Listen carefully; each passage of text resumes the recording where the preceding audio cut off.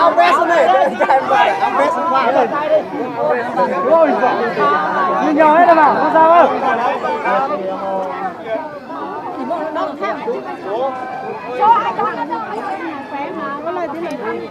Đâm râm nó cũng sần. Mình cái tên lên của ra giờ chặt sơn cho nè. Tụi tao nó sư đấy mà. Ồ, tụi nó cái tụi nó tự đi à. Tụi phát là nó sư. Tụi phát đi sư. Đây à, thằng cái tổ là bạn đó đẹp con nè. Sư à. Vấn đề. Tụi tí sư à. Tụi tí sư à. Tụi tí sư à. Coi nhà mà chuyện, coi nhà. Coi bút này. Tí sư à. Dạ. Tụi nó bên nhỏ đấy. Đây này, chân nó.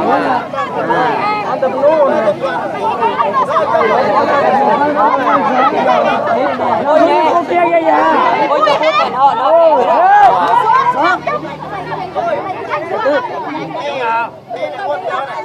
Chào các bạn ơi.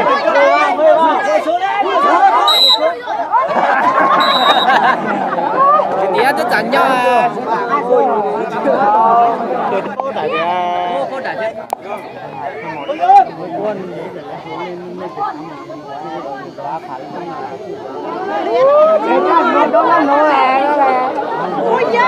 Giờ chiều sang chân lâu đấy à, quay trái khu nè.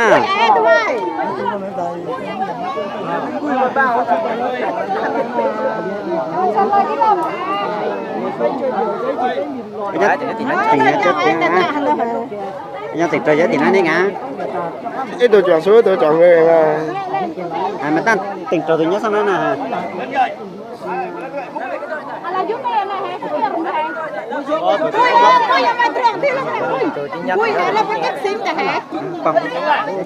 Cha. Tụi đi. Có thể tiếp sức.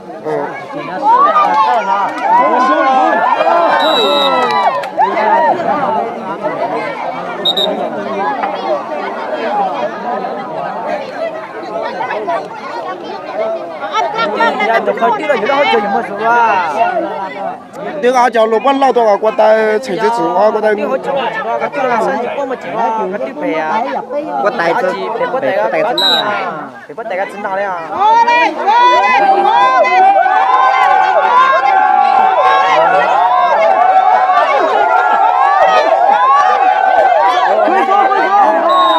Đi à. Trời ơi, trời ơi. Có tay em gặp tề được xuống à? Bốc thăm đây. Bốc thăm là bán này bốc thăm hả? Mà giúp em mà tiền này. Nó bị kết sinh đã hả? Ha lên rám nổ hả? Tham gia cả vui. Mô ọc á. Tí tê là sắp. Lên cái chỗ anh vui. Vui thật đấy. Rồi, làm như vậy đó. Nam luôn đi, ngủ. Là thế này ta hả? Ất ra đi tập phút nè. Vui, vui, vui. Chạy đây.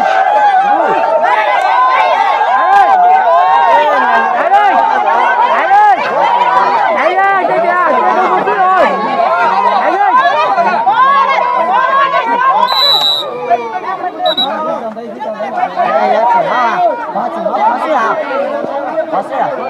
Đủ chúng ta mà. Đây tay có xe à? Này con làm kia không? Dạ cái thứ đó. Nó hỏi chỗ tí bê tê à? Họ chọn nó ăn đi mà. Con chung gối là cô này ta đấy. Có xe à? Lấy tay có xe à? Cô kia nó chung gối mà. Chung gối đó. Nó chung gối đây là nó bằng cái kìa. Thở say với ta. Tại nó cũng bay mà say sói.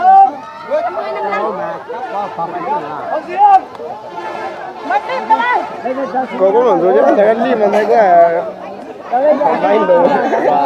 Lâu đã chẳng tụi nó mở đó một sự thế của gió tụi con. Được. Tụi con nó mở đó đấy có đó chẳng à. Tôi cho nó mấy nó cho nó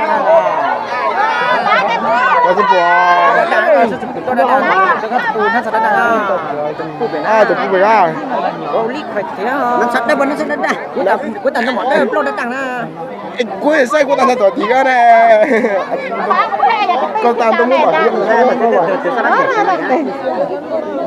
thế nó trẻ chơi cho cho xem mình thấy sao không thấy hả không thấy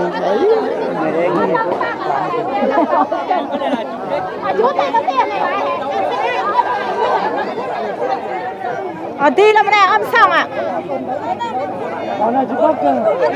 thầm vui cái tí thầm đi ăn cái tăng bằng này ta cho cái tăng này cái tí à cúi đó tay cái này ấp luôn rồi giá chứ nó tệ mà cái này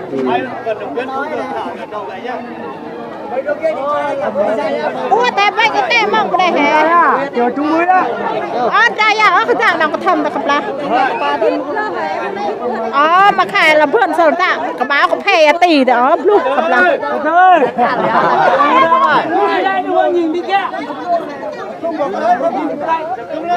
đi ăn để thầm ê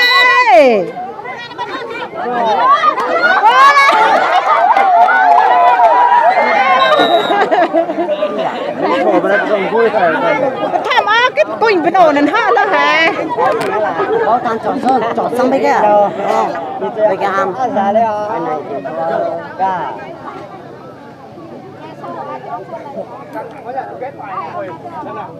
dòng lo là bỏ cái này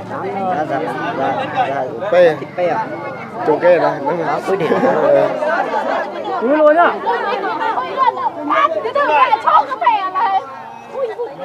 tại có phải có mình rồi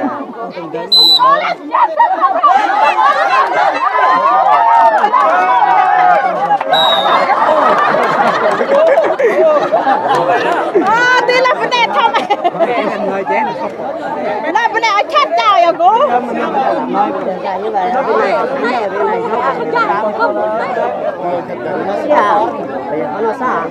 làm vấn đề tôi vẫn đang mong tất cả từ thi tất cả luôn vấn đề nó chịu tôi dùng ta nữa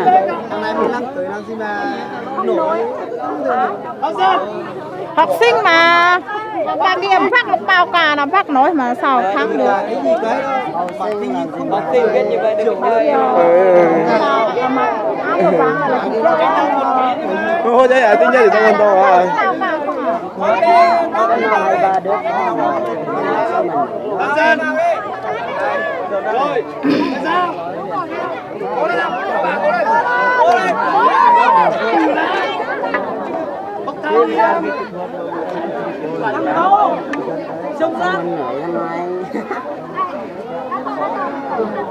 bài kia nó đi rất mong là thắng bài kia với cái bé với mũi một bắn nào với ta thi là đây thi ăn vào đây vai để cho ô tô ở trang cái mà nó không thắng được ra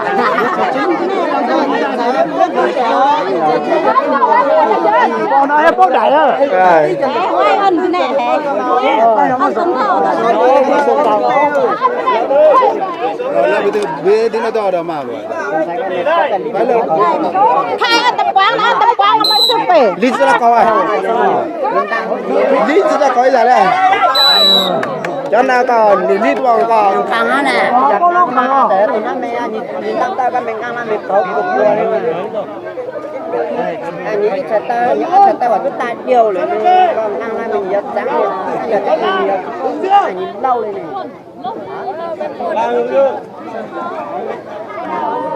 rồi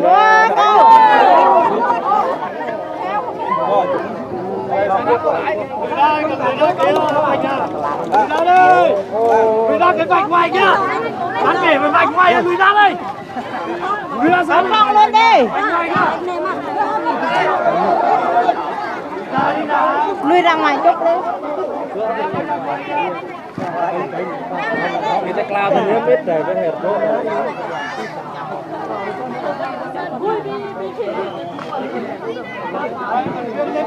Mẹ ơi, hô áo nào con đi.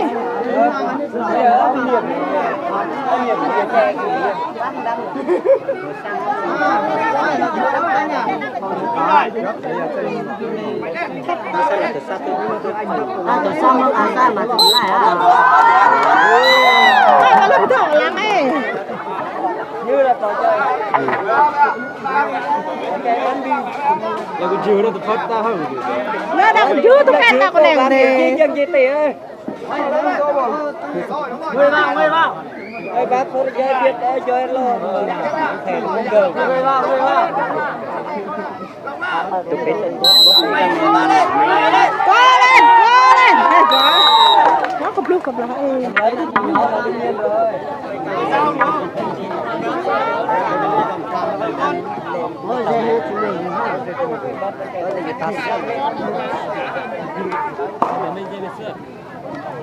Ô tại mình tại đó. Đây là khai là tên này cái chuyện đấy. Không đánh vào đi. Đấy tại bảo. Hiểm đó. Vì nó ho nó là làm việc khai à? Làm thế này. Bấm bút lên con rồi. Ông bây giờ ông cháu không mình đang có tôi tại mình con cháu quay làm gì trái màn hình á đây ta điện thoại trái màn hình á Nói cháy thôi. Quay để xem mà.